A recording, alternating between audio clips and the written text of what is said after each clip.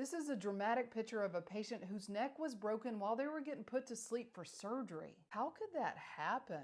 One of you guys sent me this social media post that was put up yesterday, but it's actually from a paper that was published in 2021. This is an 82-year-old female that has a history of something called ankylosing spondylitis. Basically, you can see that her whole cervical spine is entirely fused together. It's an inflammatory condition in the spine in which the joints of the spine become fused over time and develop something called bamboo spine.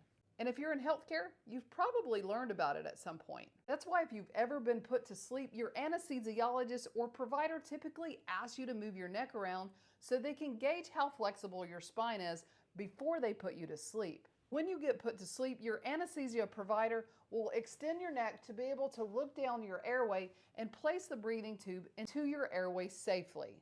Now, reportedly during this case, this provider used something called video laryngoscopy.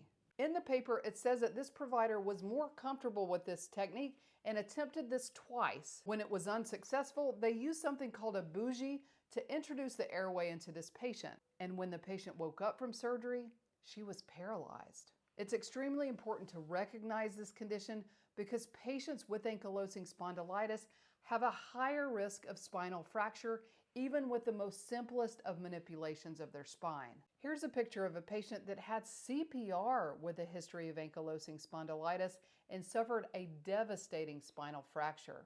If a patient cannot move their spine in a particular way while they're awake, you cannot force their spine into that position while they're asleep. Being aware of this condition is extremely important as a healthcare provider.